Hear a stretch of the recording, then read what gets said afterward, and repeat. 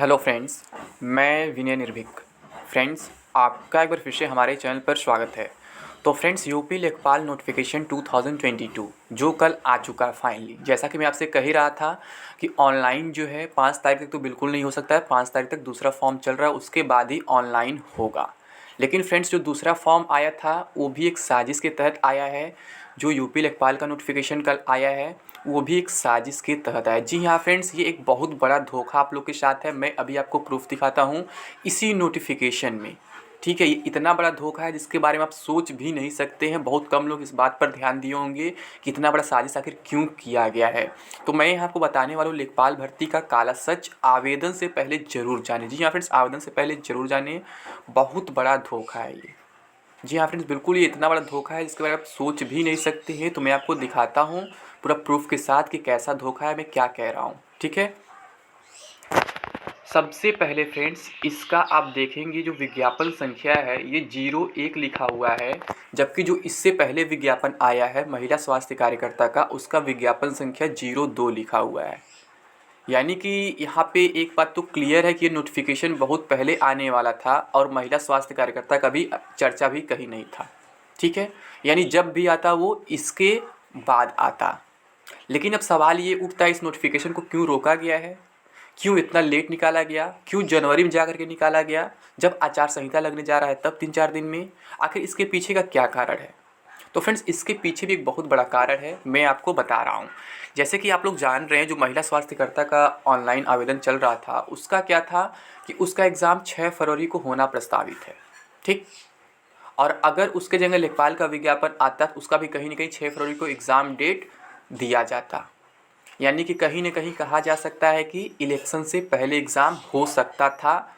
अगर इलेक्शन 6 तारीख के डेट में नहीं रहता, 10-12 तारीख के डेट में रहता तो ठीक है। जिस मान लीजिए जैसे पॉसिबिलिटी अभी प्रेजेंट में बन रही है महिला स्वास्थ्य कार्यकर्ता के, तो इलेक्शन से पहले वो अभी हो सकता है। अभी वो कंफर्म नहीं, भले डेट आ गया है, क्योंकि हो सकता है उसी डेट पे इलेक्शन वगैरह पड़ जाए तो नहीं हो पाए। ठीक, तो ऐसा सिचुएशन इसके साथ होता, बट इसके साथ क्यों नहीं किया गया? क्योंकि आपको मालूम है कि लेखपाल भर्ती में कोई स्पेशल क्वालिफिकेशन नहीं मांगा गया है। केवल 12th पर ये वैकेंसी है और इसके लिए बहुत ज़्यादा लोग कई सालों से इंतज़ार कर रहे हैं, लगभग 6 साल से इंतज़ार कर रहे हैं।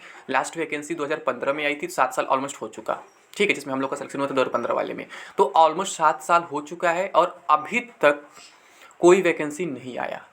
तो ये सभी को मालूम है, गवर्नमेंट को भी मालूम है, आयोग को भी मालूम है कि बेरोज़गारों के लिए सबसे बड़ा अवसर यही है।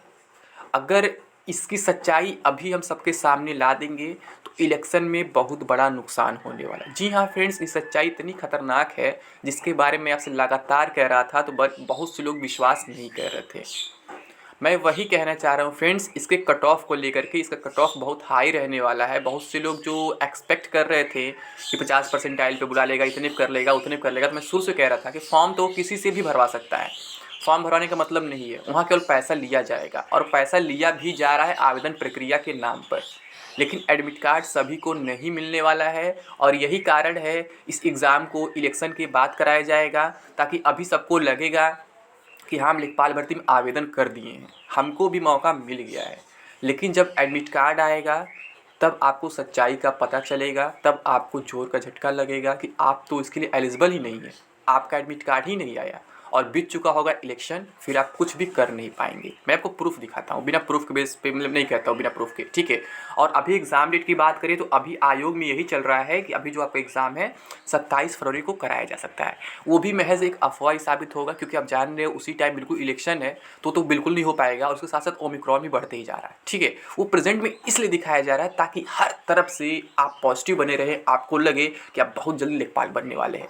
लेकिन रियलिटी क्या है, मैं शुरू से कह रहा हूँ, अगस्त से पहले एग्जाम होना मुझे पॉसिबल नहीं दिख रहा है। अब इसी में पढ़ लेते, देखिए क्या लिखा हुआ, आपको खुद क्लियर हो जाएगा।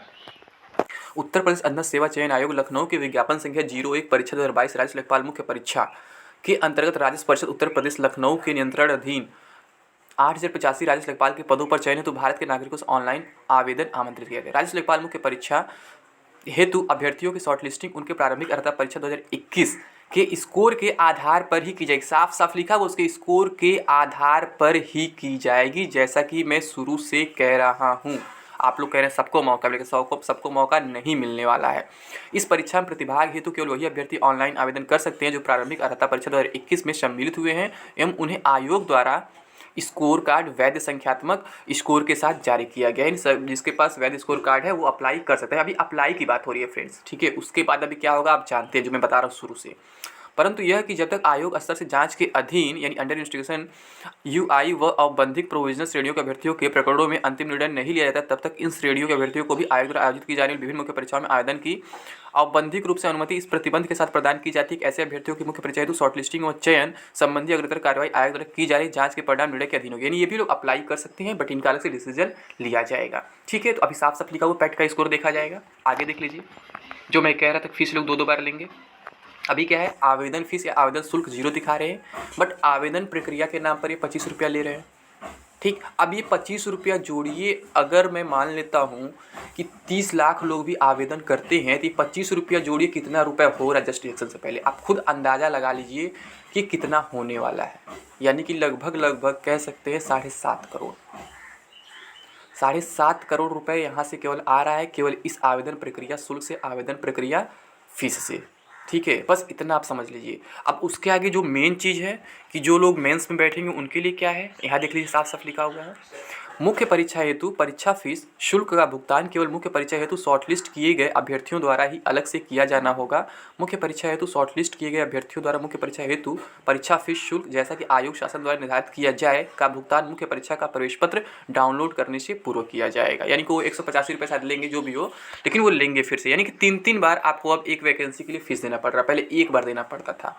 जबकि गवर्नमेंट क्या कह रही थी कि बार बार फीस देने से आप बच जाएंगे, बार बार एग्जाम देने से बच जाएंगे, बार बार ये करने से बच जाएंगे, बार बार वो करने से बच जाएंगे, ठीक है। तो यहाँ पे क्या है, जो मतलब अपियर उनको बात नहीं मालूम फीस दे देंगे, लेकिन जो अपियर नहीं हो रहे उनसे क्यों 25 रुपया लिया जा रहा है, उनसे क्यों इलेक्शन से पहले उम्मीद दिलाया जा रहा है उनको कि हाँ आपको भी मौका मिलने वाला है। वो लोग तो पूरा बात समझेंगे नहीं, समझेंगे हमको ही मौका मिलने वाला है, हम तो फॉर्म भर दे मौका मिल गया। बट रियलिटी यही है फ्रेंड्स, जो मैं शुरू से कह रहा था कि आपका कट ऑफ जो है वो 90 परसेंटाइल के ऊपर ही रहने वाला है अगर यूआर की बात करें तो। बाकी ओबीसी, ईडब्ल्यूएस, एससी, एसटी वगैरह थोड़ा डाउन हो सकता है कैटेगरी वाइज, लेकिन यूआर का 90 परसेंटाइल के ऊपर ही रहने वाला है। और यहाँ पे बहुत बड़ा धोखा होने वाला है, धोखा होने का धोखा हो चुका है। नोटिफिकेशन इलेक्शन से पहले दिए हैं, इससे काफ़ी युवाओं में खुशी की लहर है कि हाँ अब हमें मौका मिल गया है, अब हम वोट देंगे, अब ये करेंगे वो करेंगे। लेकिन एग्ज़ाम में मौका नहीं मिलने वाला है। ये फाइनली सच्चाई यही, एग्ज़ाम में मौका नहीं मिलने वाला है। और यही कारण है कि आयोग का पहला विज्ञापन था, बट पहले न जारी करके बाद में जारी किया गया, क्योंकि पहले जारी करते तो एग्ज़ाम कराना पड़ता था फरवरी में, बट इसलिए इसको लेट कर दिया गया ताकि एग्ज़ाम न कराना पड़े। तो रीज़न यही है फ्रेंड्स कि इसका एग्ज़ाम जो है अभी नहीं हो सकता है, और होना रहता तो बहुत पहले हो गया होता, ये अगस्त तक जा सकता है। लेकिन सच्चाई यही है कि सबको इसमें मौका नहीं मिलने वाला है। अगर जो भी इसके बाद भी आपको लगता है आप लोग कमेंट बॉक्स में बता सकते हैं कि इसमें क्या सच्चाई है क्या गलत है, लेकिन मुझे यही लगता है कि सभी का मौका नहीं मिलेगा। फिर से कट ऑफ डिसाइड किया जाएगा जो 90 परसेंटाइल के ऊपर तक हो सकता है, ठीक है फ्रेंड्स। तो उम्मीद करता हूँ आपको सारी जानकारी मिल गई होगी। तो अभी के लिए बस इतना ही। Thank you. जय हिंद, जय भारत।